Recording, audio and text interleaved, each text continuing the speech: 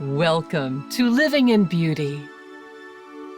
It's Tuesday, June 21st, 2022, day 2164 on the road, and we're in Watson Lake, Yukon.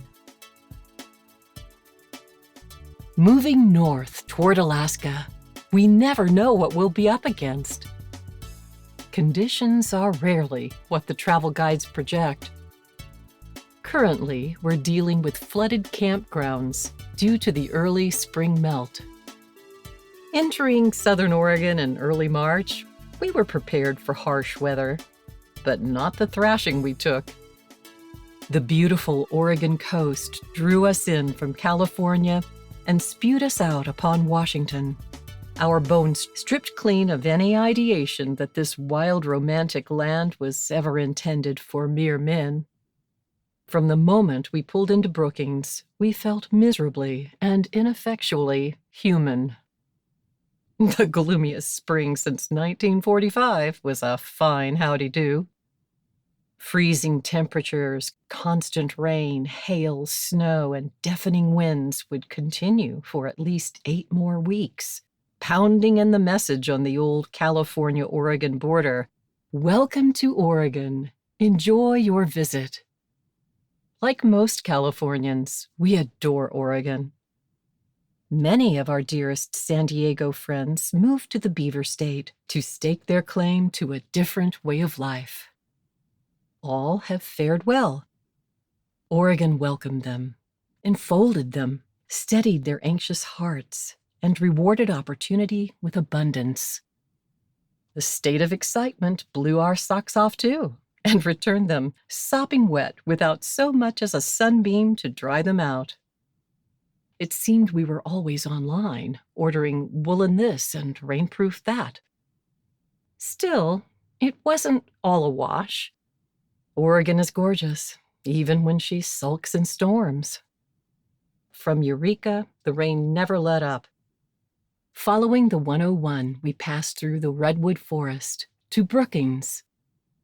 Trying to squeeze into a hillside nook beneath the pines at Harris Beach State Park made us feel like newbies. That sickening crunch sound we heard didn't boost our confidence either. Oh yes, we paused to investigate, but we never saw what hit her. So we actually gave it another go. After giving our poor beauty the old 1-2, we abandoned that site and chose another. Later, when our stomachs settled, we walked back to the scene of the crime. Looking high, low, and every inch in between, we spotted no sign of the offending branch. This mysterious pounding just goes to show that after 6 years of living in beauty, we're still mere babes in the woods. Jim called Vinny to pre-order parts for repairs when we returned from Alaska. Then we made a champagne-worthy dinner to console the bitterness of defeat. Cheers, it could have been worse, served as our mantra on those precious walks between the endless succession of storms. Since living in beauty, we've learned that there is no ideal place to live, but we could spend more time in Brookings. My Aquarian mama called me her little mermaid. And I guess she knew me well, because most places I love are either nearly underwater or in a tsunami zone. I think I could never tire of this fascinating seashore, which looks like a rock convention, complete with bad toupees. Watching the seagulls scrap for a living in the waves provides hours of riveting comedy and drama. After the initial agony of the trailer damage, events in Brookings continued better than expected. For our second week, we had the beast's diesel turbo replaced. We braced ourselves for bad news. Big jobs like this often reveal other jobs that need attention. Drawn by the rave reviews and sterling reputation of the team at Brookings Chrysler Dodge Jeep Ram, Jim made the appointment weeks ahead. They handled the beast with the utmost care and even gave us a fabulous loaner car to cruise the coastline over the weekend. Things were bad, Now all is well is a pervasive theme of this magical tsunami-ravaged landscape. Brookings is the only place in the United States to sustain an aerial bomb attack by a Japanese fighter in World War II. That was news to us. The library, which was undergoing renovations, allowed us to view the Peace Memorial. It was a bit too early in the season to witness the full glory of Azalea Park, but the weekend farmers market was a favorite haunt, as well as Misty Mountain Brewery and the patio room at Chetco Brewing Company for those rare sunny afternoons when we had a hankering for some fine vegan chow. Chetco is a treasured neighborhood spot where locals buy each other beers and chalk it up to friendship. Thanks, Brookings. We needed that. Pulling out of Brookings, we drove the 101 to Coos Bay, our second home on the Oregon coast. This gorgeous new campground, Bay Point Landing, built on the site of the old paper plant, was highly recommended by our kind neighbors at Dillon Beach. These sites are as generous as any state park. Every facility and amenity is provided for a long, comfortable stay, a weekend getaway, or a large group meetup.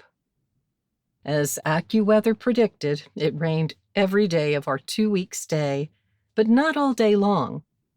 We kept an eye to the sky for opportunistic moments to kayak across the bay, for a hike on the North Spit, and to auto-tour the stunning coastline and stroll through the estuary, play a little cornhole, or bask in the sun.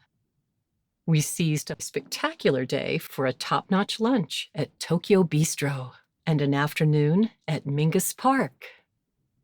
Our Airstream neighbors next door recommended we try Chuck's Seafood for the freshest fish in town. Rain or shine, the shops were always open in this hospitable seaside town. And when the rain got us down, Seven Devils was there to pick up our spirits. Thanks, Coos Bay. With rain predicted for our travel day, we hitched up on our last night at Bay Point Landing Campground. Sure enough, we pulled out in the rain, but the weather slowly cleared, and we enjoyed the iconic bridges and views. Blue Heron Cheese Company, a Harvest Host location where we stocked up on local wine, produce, and brie, provided quiet overnight parking. The rain predicted for the previous day caught up with us on the picturesque drive through Tillamook to our final Oregon destination, Seaside. Jim secured a hunting permit reservation in advance. Our tag team strategy to secure a quiet and private space in this busy suburban campground was a success. Learning more about the Lewis and Clark expedition was the 2-week plan. These travels across the USA have awakened our interest in American history, and specifically the life of Meriwether Lewis, whose somber death place we found one rainy morning on the Natchez Trace in 2017. The museums and shopping served us well as the weather turned gnarly.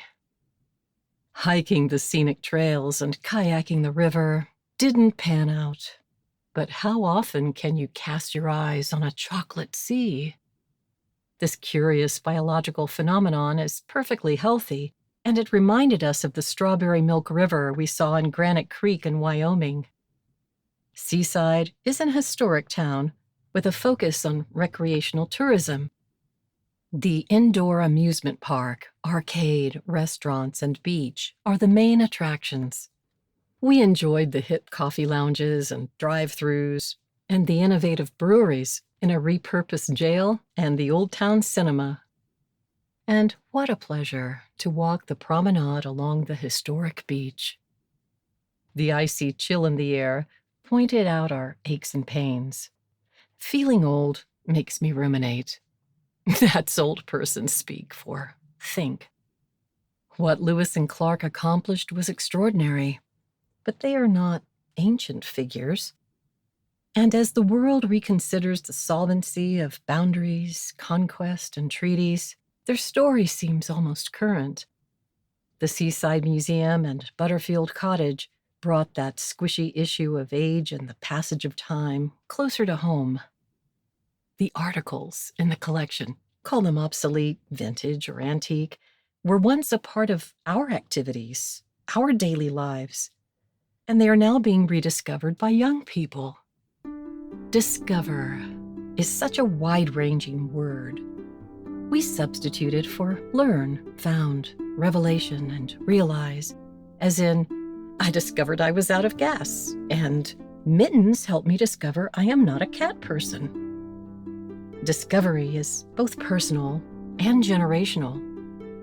The word over inside the word discover is a clue that discovery is a repetitive exercise because knowledge is fleeting and often hidden. Lewis and Clark did not discover Oregon. They knew Oregon was there the whole time, right at the end of the Oregon Trail, which was also always there by a different name. Their journey is the marvel, and how they opened the territory to Western migration. Dignity and respect have no boundaries. For those who will hearken and obey her wild and winged spirit, the wonder and mystery of Oregon is still open to fresh discovery. Thank you for joining us at Living in Beauty. If you like this post and want to be notified when a new one is released, please enter your email address and click the follow button at the bottom of this page. For more info, check out our travel maps and facts. Okay, that's it for now.